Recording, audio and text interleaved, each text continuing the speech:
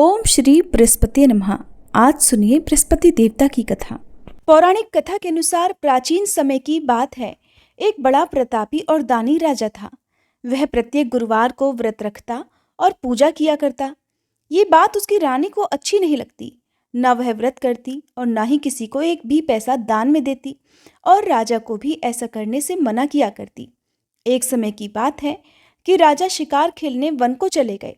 घर पर रानी और दासी अकेली थी। उसी समय गुरु बृहस्पति साधु का रूप धारण कर राजा के दरवाजे पर भिक्षा मांगने गए। साधु ने रानी से भिक्षा मांगी। तब वह कहने लगी, हे साधु महाराज, मैं तो इस दान और पुण्य से तंग आ गई हूँ। आप कोई ऐसा उपाय बताइए जिससे ये सारा धन नष्ट हो जाए और मैं आराम से रह सकूं। तब साधु रूपी बृहस्पति देव कहने लगे, हे देवी, तुम बड़ी विचित्र हो। संतान और धन से भी कोई दुखी होता है। अगर तुम्हारे पास धन अधिक है तो इसे शुभ कार्यों में लगाओ, जिससे तुम्हारे दोनों लोग सुधरें। परंतु साधु की इन बातों से रानी खुश नहीं हुई। उसने कहा, महाराज, मुझे ऐसे धन की आवश्यकता नहीं जिसे मैं दान दूं और जिसको संभालने में ही मेरा सारा समय नष्ट हो जाए। साधु कहने लगे, अगर तुम्हारी ऐसी इच्छा है तो जैसा मैं तुम्हें बताता हूं तुम वैसा ही करना।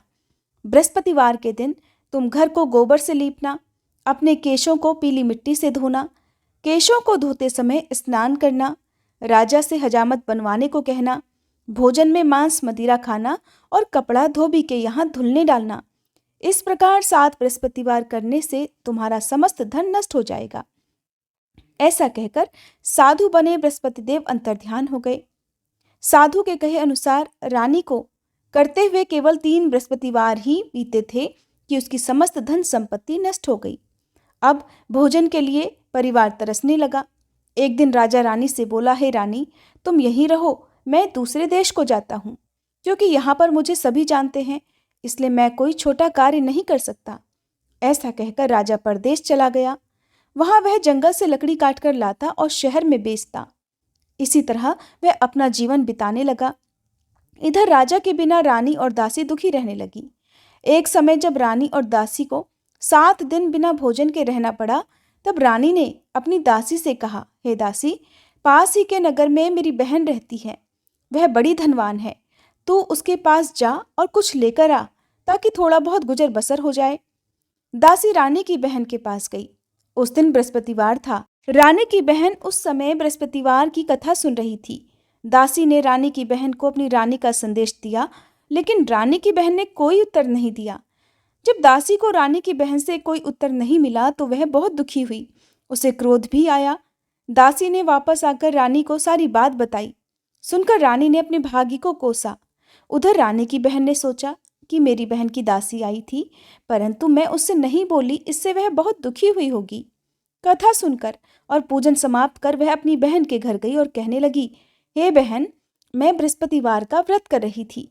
तुम्हारी दासी गई, परंतु जब तक कथा होती है तब तक ना उठते हैं ना बोलते हैं, इसलिए मैं नहीं बोली। कहो दासी क्यों गई थी? तब रानी कहने लगी, बहन, हमारे घर अनाज नहीं था।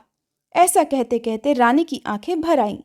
उसने दासियों समेत भूखा रहने की बात भी अपनी बहन को बताई। रानी की बहन बोली, बहन देखो, बृहस्पति देव भगवान सबकी मनोकामनाएं पूर्ण करते हैं। देखो, शायद तुम्हारे घर में अनाज रखा हो।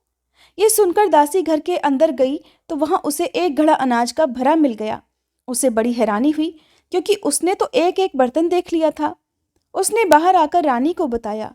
दासी रानी से कहने लगी, हे रानी, जब हमको भोजन नहीं मिलता तो हम व्रत ही तो करते हैं, इसलिए क्यों ना इनसे व्रत और कथा की विधि पूछ ली जाए। हम भी व्रत किया करेंगे। दासी के कहने पर रानी ने अपनी बहन से बृहस्पतिवार व्रत के बारे में पूछा। उसकी बहन ने बताया, बृहस्पतिवार के व्रत में चने की दाल और मुनक्का से विष्णु भगवान का केले की जड़ में पूजन करें और दीपक जलाएं, पीला भोजन करें और कथा सुने। इससे बृहस्पति देव भगवान प्रसन्न होते हैं और मनोकामना पूर्ण करते हैं। व्रत और पूजन की विधि बताकर रानी की बहन अपने घर लौट आई।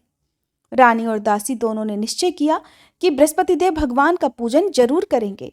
7 रोज बाद जब बृहस्पतिवार आया तब उन्होंने व्रत रखा। घुड़साल में जाकर चना और गुड़ बीन लाई और उसकी दाल से केले की जड़ तथा विष्णु भगवान का पूजन किया। अब पीला भोजन कहाँ से आए? दोनों बड़ी दुखी हुई, परंतु उन्होंने व्रत किया था, इसलिए बृहस्पति देव भगवान प्रसन्न थे। एक साधारण व्यक्ति के रूप में वे 2 थालों में सुंदर पीला भोजन लेकर आए और दासी को देकर बोले, हे दासी, ये भोजन तुम्हारे और तुम्हारी रानी के लिए है, इसे तुम दोनों ग्रहण करना। दासी भोजन पाकर बहुत प्रसन्न हुई। उसने रानी को सारी बात बताई। उसके बाद से वे प्रत्येक बृहस्पतिवार को गुरु भगवान का व्रत और पूजन करने लगी। बृहस्पति भगवान की कृपा से उनके पास धन हो गया, परंतु रानी फिर पहले की तरह आलस करने लगी। तब दासी बोली, देखो रानी, तुम पहले भी इसी प्रकार आलस करती थी। तुम्हें धन रखने में कष्ट होता था, इसी कारण सभी धन नष्ट हो गया। अब बृहस्पति देव भगवान की कृपा से धन मिला है तो तुम्हें फिर आलस होता है। बड़ी मुसीबतों के बाद हमने ये धन पाया है, इसलिए हमें अब दान पुण्य करना चाहिए। अब तुम भूखे मनुष्यों को भोजन कराओ, प्याऊ लगवाओ, ब्राह्मणों को दान दो, कुआं, तालाब, बावड़ी आदि का निर्माण कराओ, मंदिर पाठशाला बनवाकर ज्ञान दान दो, कुंवारी कन्याओं का विवाह करवाओ, अर्थात धन को शुभ कार्यों में खर्च करो, जिससे तुम्हारे कुल का यश बढ़े तथा स्वर्ग प्राप्त हो और पितर प्रसन्न हो। तब दासी की बात मानकर रानी शुभ कर्म करने लगी, जिससे उसका यश फैलने लगा। एक दिन रानी और दासी आपस में विचार करने लगी कि न जाने राजा किस दशा में होंगे, उनकी कोई खोज खबर भी नहीं है। उन्होंने श्रद्धापूर्वक बृहस्पति भगवान से प्रार्थना की कि राजा जहां कहीं भी हो शीघ्र वापस आ जाएं। उधर राजा परदेश में बहुत दुखी रहने लगा। वह प्रतिदिन जंगल से लकड़ी बीनकर लाता और उसे शहर में बेचकर अपने दुखी जीवन को बड़ी कठिनाई से बिता रहा था। एक दिन दुखी होकर अपनी पुरानी बातों को याद करके वह रोने लगा और उदास हो गया। उसी समय राजा के पास बृहस्पति देव साधु के वेश में आकर बोले, हे लकड़हारे, तुम इस सुनसान जंगल में किस चिंता में बैठे हो, मुझे बताओ। यह सुनकर राजा की आंखों में आंसू भर आए। साधु को प्रणाम करके राजा ने अपनी पूरी कहानी सुना दी। महात्मा दयालु होते हैं। वे राजा से बोले, हे राजा, तुम्हारी पत्नी ने बृहस्पति देव के प्रति अपराध किया था, जिसके कारण तुम्हारी ये दशा हुई। अब तुम चिंता मत करो, भगवान तुम्हें पहले से अधिक धन देंगे। देखो, तुम्हारी पत्नी ने बृहस्पतिवार का व्रत प्रारंभ कर दिया है। अब तुम भी बृहस्पतिवार का व्रत करके चने की दाल और गुड़ जल के लोटे में डालकर केले का पूजन करो, फिर कथा कहो या सुनो। भगवान तुम्हारी सभी कामनाओं को पूर्ण करेंगे। साधु की बात सुनकर राजा बोला, हे प्रभु, लकड़ी बेचकर तो इतना पैसा भी नहीं मिलता जिससे भोजन के बाद में कुछ बचा सकूं, और मैंने रात में अपनी रानी को व्याकुल देखा है। मेरे पास कोई साधन नहीं जिससे उसका समाचार जान सकूं, फिर मैं कौन सी कहानी कहूं, ये भी मुझको नहीं पता। साधु महाराज कहने लगे, हे राजा, मन में बृहस्पति भगवान के पूजन व्रत का निश्चय करो, वे स्वयं तुम्हारे लिए कोई राह बना देंगे। बृहस्पतिवार के दिन तुम रोजाना की तरह लकड़ियां लेकर शहर में जाना। तुम्हें रोज से 2 गुना धन मिलेगा, जिससे तुम भलीभांति भोजन कर लोगे और बृहस्पति देव की पूजा का सामान भी आ जाएगा। जो तुमने बृहस्पतिवार की कहानी के बारे में पूछा है वह इस प्रकार है। प्राचीन काल में एक बहुत ही निर्धन ब्राह्मण था। उसके कोई संतान नहीं थी। वह नित्य पूजा पाठ करता, लेकिन उसकी स्त्री ना तो स्नान करती ना किसी देवता का पूजन करती। इस कारण ब्राह्मण देवता बहुत दुखी रहते थे। फिर भगवान की कृपा से ब्राह्मण के यहाँ एक कन्या उत्पन्न हुई। वह कन्या बड़ी होने लगी। प्रातःकाल स्नान करके वह भगवान विष्णु का जप करती, बृहस्पतिवार का व्रत भी करने लगी। पूजा पाठ समाप्त कर पाठशाला जाती तो वह अपनी मुट्ठी में जौ भर के ले जाती और पाठशाला के मार्ग में डालती जाती। लौटते समय वही जौ स्वर्ण के हो जाते तो उनको बीनकर घर ले आती। एक दिन वह बालिका सूप में उन सोने के जौ को फटक कर साफ कर रही थी कि तभी उसकी माँ ने देख लिया और कहने लगी, हे बेटी, सोने के जौ को फटकने के लिए तो सोने का सूप भी होना चाहिए। दूसरे दिन गुरुवार था। कन्या ने व्रत रखा और बृहस्पति देव से सोने का सूप देने की प्रार्थना की। बृहस्पति देव ने उसकी प्रार्थना स्वीकार कर ली। रोजाना की तरह वह कन्या जौ फैलाती हुई पाठशाला चली गई। पाठशाला से लौटकर जब वह जौ बीन रही थी तब बृहस्पति देव की कृपा से उसे सोने का सूप भी मिल गया। उसे वह घर ले आई और उससे जौ साफ करने लगी, परंतु उसकी माँ का वही ढंग रहा। एक दिन की बात है, वह कन्या सोने के सूप में जौ साफ कर रही थी। उसी समय उस नगर का राजकुमार वहां से निकला। कन्या के रूप और कार्य को देखकर वह उस पर मोहित हो गया। राजमहल आकर वह भोजन तथा जल त्याग कर उदास होकर लेट गया। राजा को जब राजकुमार द्वारा अन्न जल त्यागने का समाचार ज्ञात हुआ तब वह अपने मंत्रियों के साथ अपने पुत्र के पास गया और कारण पूछा। राजकुमार ने राजा को उस लड़की के घर का पता भी बता दिया। मंत्री उस लड़की के घर गया। मंत्री ने ब्राह्मण के समक्ष राजा की ओर से निवेदन किया और कुछ ही समय बाद ब्राह्मण की कन्या का विवाह राजकुमार के साथ संपन्न हो गया। कन्या के घर से जाते ही ब्राह्मण देवता के घर में पहले की तरह गरीबी का निवास हो गया। एक दिन दुखी होकर ब्राह्मण अपनी पुत्री से मिलने गए। बेटी ने पिता की दुखी अवस्था को देखा और अपनी माँ का हाल पूछा। ब्राह्मण देवता ने सभी हाल कह सुनाया। तब कन्या ने बहुत सा धन देकर अपने पिता को विदा कर दिया, लेकिन कुछ दिन के बाद फिर वही हाल हो गया। ब्राह्मण फिर अपनी कन्या के यहाँ गया और सभी हाल कहा तो पुत्री बोली, हे पिताजी, आप माताजी को यहाँ लिवा लाओ, मैं उन्हें वह विधि बता दूंगी जिससे गरीबी दूर हो जाए। ब्राह्मण देवता अपनी पत्नी को साथ लेकर अपनी पुत्री के पास राजमहल पहुंचे।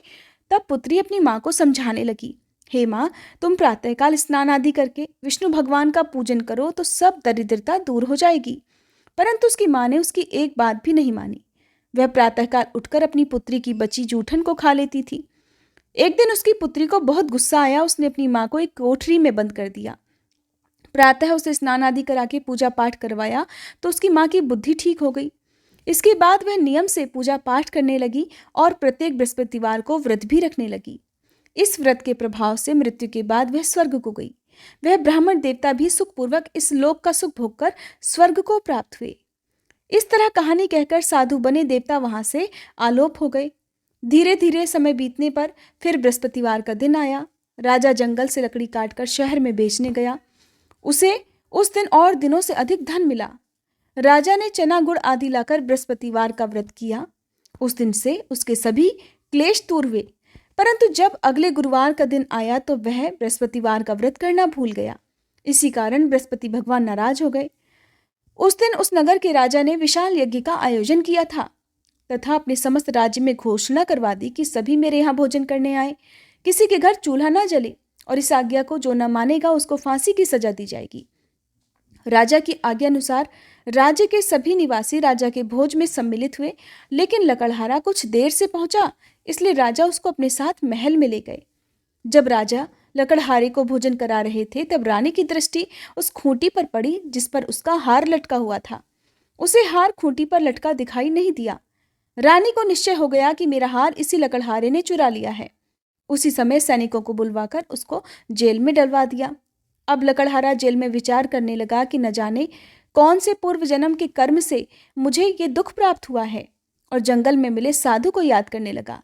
तत्काल बृहस्पति देव साधु के रूप में प्रकट हो गए और कहने लगे, अरे मूर्ख, तूने बृहस्पति देवता की कथा नहीं की, उसी कारण तुझे ये दुख प्राप्त हुआ है। अब चिंता मत कर, बृहस्पतिवार के दिन जेल खाने के दरवाजे पर तुझे 4 पैसे पड़े मिलेंगे। उनसे तू बृहस्पतिवार की पूजा करना तो तेरे सभी कष्ट दूर हो जाएंगे। अगले बृहस्पतिवार उसे जेल के द्वार पर 4 पैसे मिले। राजा ने पूजा का सामान मंगाकर कथा कही और प्रसाद बांटा। उसी रात में बृहस्पति देव ने उस नगर के राजा को स्वप्न में कहा, हे राजा, तूने जिसे जेल में बंद किया है उसे कल छोड़ देना, वह निर्दोष है। राजा प्रातःकाल उठा और खूंटी पर हार टंगा देखकर लकड़हारे को बुलाकर क्षमा मांगी तथा राजा के योग्य सुंदर वस्त्र आभूषण भेंटकर उसे विदा किया। गुरुदेव की आज्ञा के अनुसार राजा अब अपने नगर को चल दिया। राजा जब नगर के निकट पहुंचा तो उसे बड़ा ही आश्चर्य हुआ। नगर में पहले से अधिक बाग, तालाब और कुएं तथा बहुत सी धर्मशालाएं, मंदिर आदि बने हुए थे। राजा ने पूछा, ये किसका बाग और धर्मशाला है? तब नगर के सभी लोग कहने लगे, ये सब रानी और दासी द्वारा बनवाए गए हैं। राजा को आश्चर्य हुआ और गुस्सा भी आया कि उसकी अनुपस्थिति में रानी के पास धन कहाँ से आया होगा। उधर जब रानी ने ये खबर सुनी कि राजा आ रहे हैं तो उसने अपनी दासी से कहा, हे दासी, देख, राजा हमको कितनी बुरी हालत में छोड़ गए थे। वो हमारी ऐसी हालत देखकर लौट न जाएं, इसलिए तू दरवाजे पर खड़ी हो जा। रानी की आज्ञा अनुसार दासी दरवाजे पर खड़ी हो गई और जब राजा आए तो उन्हें अपने साथ महल में लिवा लाई। तब राजा ने क्रोध करके अपनी तलवार निकाली और पूछने लगा, बताओ, ये धन तुम्हें कैसे प्राप्त हुआ? तब रानी ने सारी कथा कह सुनाई। राजा ने निश्चय किया कि मैं रोजाना दिन में 3 बार कहानी कहा करूंगा और रोज ही व्रत किया करूंगा। अब हर समय राजा के दुपट्टे में चने की दाल बंधी रहती तथा दिन में 3 बार कथा कहता। एक रोज राजा ने विचार किया कि चलो अपनी बहन के यहाँ हो आए। इस तरह निश्चय करके वह राजा घोड़े पर सवार होकर अपनी बहन के यहाँ चल दिया। मार्ग में उसने देखा कि कुछ आदमी एक मुर्दे को लिए जा रहे हैं। उन्हें रोककर राजा कहने लगा, अरे भाइयों, मेरी बृहस्पतिवार की कथा सुन लो। वे बोले, लो, हमारा तो आदमी मर गया है, इसको अपनी कथा की पड़ी है। परंतु कुछ आदमी बोले, अच्छा कहो, हम तुम्हारी कथा भी सुनेंगे। राजा ने दाल निकाली और अपनी कथा कहनी शुरू कर दी। जब कथा आधी हुई तो मुर्दा हिलने लगा। जब कथा समाप्त हुई तो राम राम करके वह मनुष्य खड़ा हो गया। राजा आगे बढ़ा। उसे चलते चलते शाम हो गई। आगे मार्ग में उसे एक किसान खेत में हल चलाता मिला। राजा ने उससे भी कथा सुनने का आग्रह किया, लेकिन वह नहीं माना। राजा आगे चल पड़ा। राजा के हटते ही बैल पछाड़ खाकर गिर गए और किसान के पेट में बहुत जोर से दर्द होने लगा। उसी समय किसान की माँ रोटी लेकर आई। उसने जब देखा तो अपने पुत्र से सब हाल पूछा। बेटे ने सभी हाल बता दिया। बुढ़िया दौड़ी दौड़ी उस घुड़सवार के पास पहुंची और उससे बोली, मैं तेरी कथा सुनूंगी, तू अपनी कथा मेरे खेत पर ही चलकर कहना। तब राजा ने लौटकर बुढ़िया के खेत पर जाकर कथा कही, जिसके सुनते ही बैल खड़े हो गए तथा किसान के पेट का दर्द भी बंद हो गया। अब राजा अपनी बहन के घर पहुंच गया। बहन ने भाई की खूब मेहमानी की।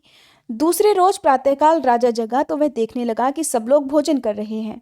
राजा ने अपनी बहन से पूछा कि ऐसा कोई मनुष्य है जिसने भोजन ना किया हो, जो मेरी बृहस्पतिवार की कथा सुन ले। तब बहन बोली, है भैया, ये देश ऐसा ही है। यहाँ लोग पहले भोजन करते हैं, बाद में कोई अन्य काम करते हैं। फिर वह एक कुम्हार के घर गई जिसका लड़का बीमार था। उसे मालूम हुआ कि उसके यहाँ 3 दिन से किसी ने भोजन नहीं किया है। रानी ने अपने भाई की कथा सुनने के लिए कुम्हार से कहा। तब वह तैयार हो गया। राजा ने जाकर बृहस्पतिवार की कथा कही, जिसको सुनकर उसका लड़का ठीक हो गया। अब तो राजा की प्रशंसा होने लगी। एक दिन राजा ने अपनी बहन से कहा, बहन, अब मैं अपने घर जाऊंगा, तुम भी तैयार हो जाओ। राजा की बहन ने अपनी सास से अपने भाई के साथ जाने की आज्ञा मांगी। सास बोली, हाँ चली जा, मगर अपने लड़के को मत लेकर जाना, क्योंकि तेरे भाई की कोई संतान नहीं होती है। बहन ने अपने भाई से कहा, हे भैया, मैं तो चलूंगी, मगर कोई बालक नहीं जाएगा। तब राजा कहने लगा कि जब बालक ही नहीं जाएंगे तब तुम भी चलकर क्या करोगी। और अपनी बहन को भी छोड़कर दुखी मन से राजा अपने नगर को लौट आया। राजा ने अपनी रानी से सारी कथा बताई और बिना भोजन किए वह शैया पर लेट गया। रानी बोली, हे प्रभु, बृहस्पति देव ने हमें सब कुछ दिया है, वे हमें संतान भी अवश्य देंगे। उसी रात बृहस्पति देव ने राजा को स्वप्न में कहा, हे राजा, उठ, सभी सोच त्याग दे, तेरी रानी गर्भ से है। राजा को यह जानकर बड़ी खुशी हुई। 9वें महीने रानी के गर्भ से एक सुंदर पुत्र पैदा हुआ। तब राजा बोला, हे रानी, स्त्री बिना भोजन के रह सकती है, परंतु बिना कहे नहीं रह सकती। जब मेरी बहन आए तब तुम उससे कुछ मत कहना। रानी ने हाँ कर दी। जब राजा की बहन ने यह शुभ समाचार सुना तो वह बहुत खुशी हुई और बधाई लेकर अपने भाई के यहाँ आई। रानी ने तब उसे आने का उलाहना दिया। जब भाई अपने साथ ला रहे थे तब तो टाल गई, उनके साथ नहीं आई और आज अपने आप ही भागी भागी बिना बुलाए आ गई। तब राजा की बहन बोली, भाई, मैं इस प्रकार ना कहती तो तुम्हारे घर औलाद कैसे होती। बृहस्पति देव सभी कामनाएं पूर्ण करते हैं। जो सद्भावना पूर्वक बृहस्पतिवार का व्रत करता है और कथा पढ़ता है अथवा सुनता है और दूसरों को सुनाता है, बृहस्पति देव उसकी सभी मनोकामनाएं पूर्ण करते हैं, उसकी सदैव रक्षा करते हैं। जो संसार में सद्भावना से गुरुदेव का पूजन और व्रत सच्चे हृदय से करते हैं, उनकी सभी कामनाएं वैसे ही पूर्ण हो जाती हैं जैसी सच्ची भावना से रानी और राजा ने बृहस्पति देव की कथा का गुणगान किया तो उनकी सभी इच्छाएं बृहस्पति देव जी ने पूर्ण की। अनजाने में भी बृहस्पति देव की उपेक्षा ना करें। ऐसा करने से सुख शांति नष्ट हो जाती है। और कथा सुनने के बाद सभी को प्रसाद ग्रहण करके जाना चाहिए। हृदय से बृहस्पति देव का मनन करते हुए जयकारा बोलना चाहिए। प्रेम से बोलिए, बृहस्पति देवता की जय।